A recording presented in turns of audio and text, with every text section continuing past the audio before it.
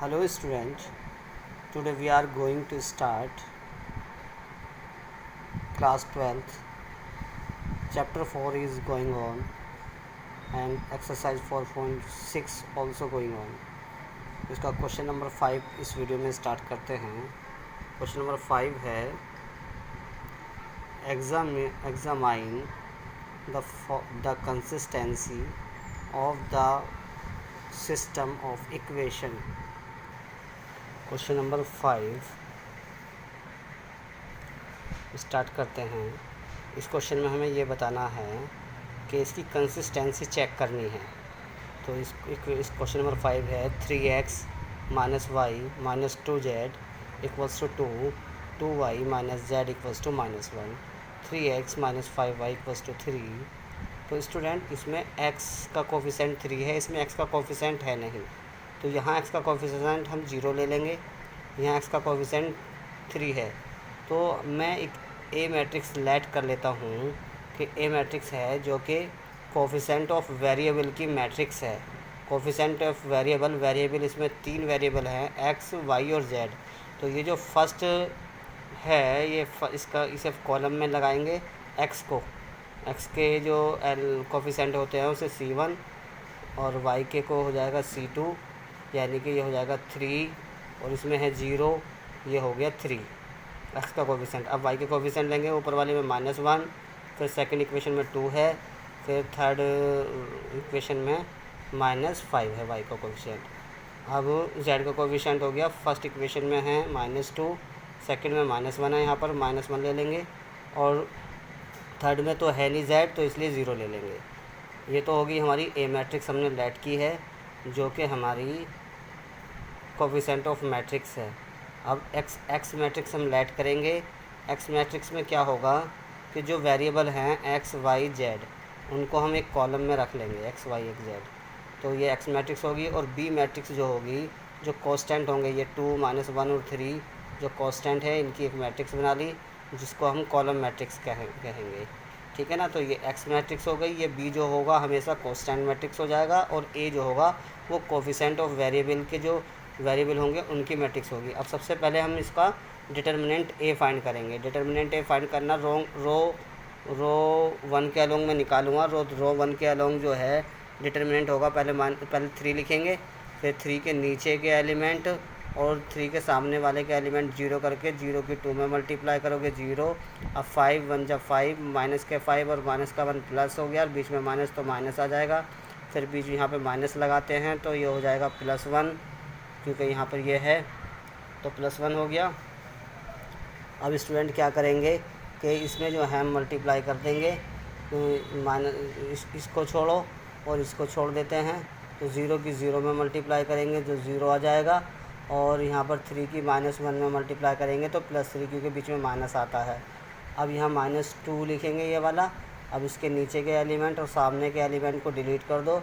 5 की 0 में मल्टीप्लाई करोगे 0, और 3 की 2 में मल्टीप्लाई करोगे 3 2 जा 6, -6 आ गया. अब इसको सॉल्व करने पर डिटर्मिनेंट ए जो आया है वो निकल कर वो 0 आ गया. डिटर्मिनेंट ए 0 आ गया, तो इसका मतलब ये हुआ कि A is a singular matrix. A singular matrix है.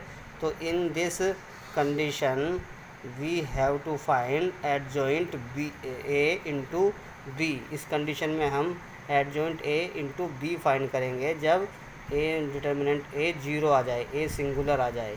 अगर ए सिंगुलर नहीं आता, नॉट इक्वल्स टू 0 आता, तो हम जो है यही कह देते हैं कि यूनिक सॉल्यूशन था. अब हम इसका एडजॉइंट फैक्ट निकालेंगे. तो एडजॉइंट हो गया, पहले a11 निकालेंगे. कोफैक्टर निकालना मैं आपको सिखा चुका हूँ. तो ये a11 a12 मैंने फ़ाइंड करा, a13 मैंने फ़ाइंड किया है, फिर ये -6 आएगा, फिर a21 a22 और a23 फाइंड कर लिया, ये आ गया. अब इसी के साथ फिर मैं ये a31 और ये फाइंड करा, a32 फाइंड किया है, a33 फाइंड करा. अब एडजॉइंट ए जो निकालते हैं, तो ये जो मैंने कोफैक्टर निकाला है, इस कोफैक्टर के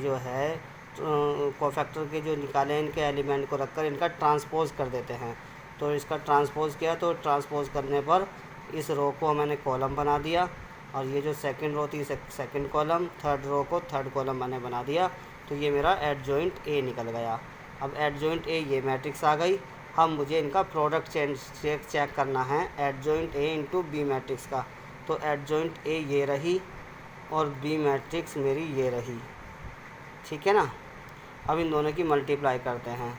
तो फर्स्ट रो की इस कॉलम में, एक ही कॉलम है इसमें, तो फर्स्ट रो की फर्स्ट कॉलम में मल्टीप्लाई करेंगे तो ये आ जाएगा। फिर सेकंड रो की इस कॉलम में मल्टीप्लाई करोगे ये आ जाएगा। थर्ड रो की मल्टीप्लाई करोगे ये आ जाएगा। इनको सोल्व करा -10 से -10 और -10 -20 और +15, यानी कि ये बचेगा -5। ये -5 बचेगा और ये -6 और -6 -12 हो गया और +9, यानी कि ये हो जाएगा -3 और 12 और -12 -14, ये बच गया -6। तो एडजॉइंट ए इंटू बी जो आ गया वो डज़ नॉट इक्वल्स टू 0 आ गया। इसका मतलब ये हुआ कि hence system of equation does not exist, यानी कि इसका सॉल्यूशन डज़ नॉट एग्जिस्ट है। तो इसका मतलब क्या हुआ, इक्वेशन इज़ इनकंसिस्टेंट। ये 0 नहीं आई। अगर इनकी प्रोडक्ट 0 आ जाती तो इक्वेशन क्या होती, कंसिस्टेंट होता सॉल्यूशन, यानी कि और जो कंसिस्टेंस होता सॉल्यूशन तो होता, लेकिन वो सॉल्यूशन यूनिक ना होकर इनफाइनाइट होते यदि एडजॉइंट ए और बी की प्रोडक्ट 0 आ जाती। अब 0 नहीं आई तो इनकंसिस्टेंट सॉल्यूशन हुआ, यानी कि सॉल्यूशन होगा ही नहीं। इसका मतलब अगर लाइन का ग्राफ ड्रॉ करें तो वो ग्राफ पैरेलल लाइन आएगी। अब नेक्स्ट हम स्टार्ट करते हैं।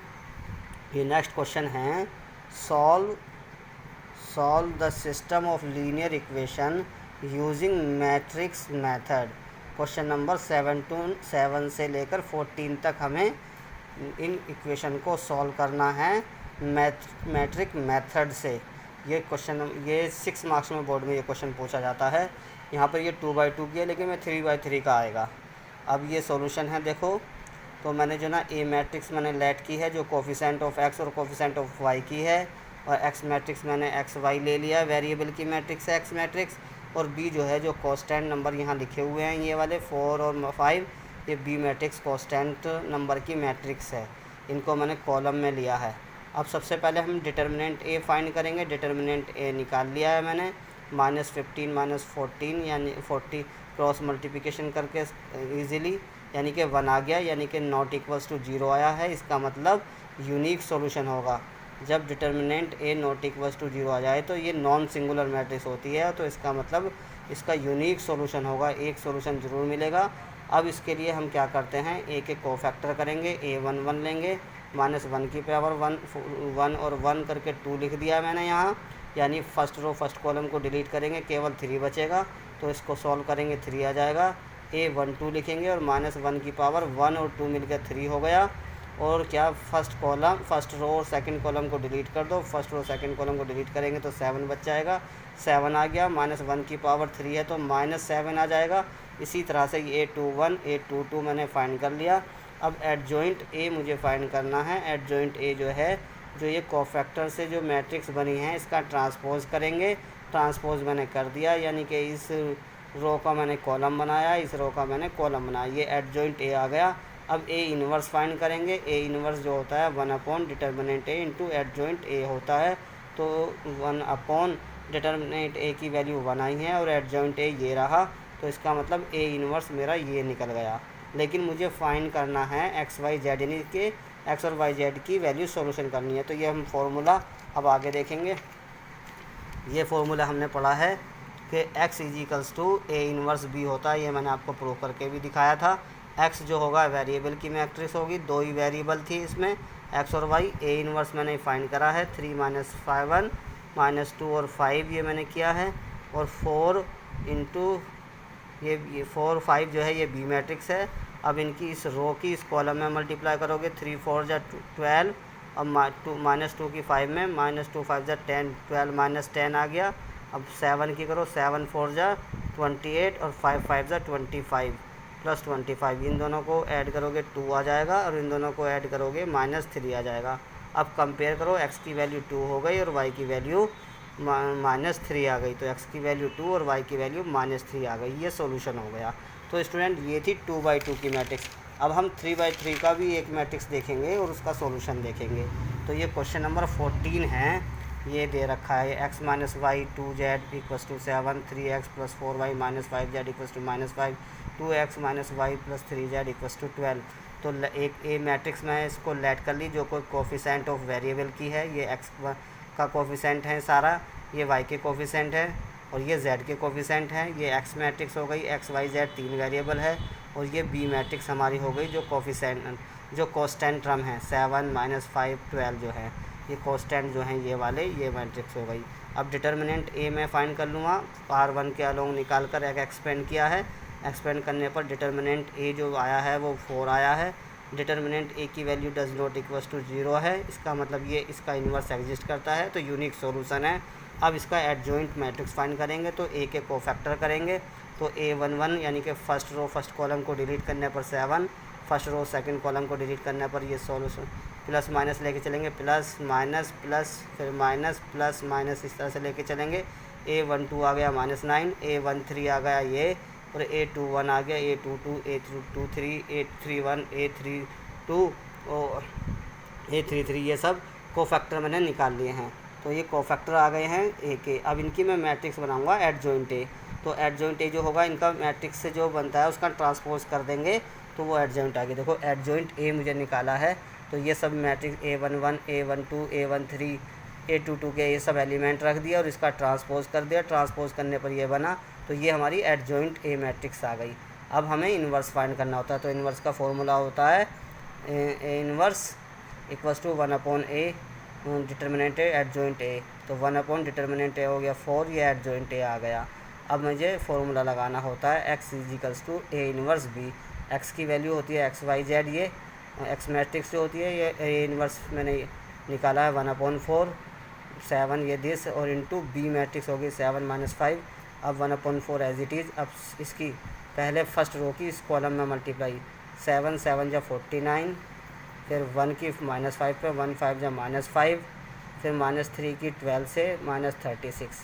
फिर सेकंड रो की करो कॉलम में, 19 7 जाए 1 माइनस के आ जाएगा 133, -1 की -5 में +5, 11 की 12 में करोगे 132।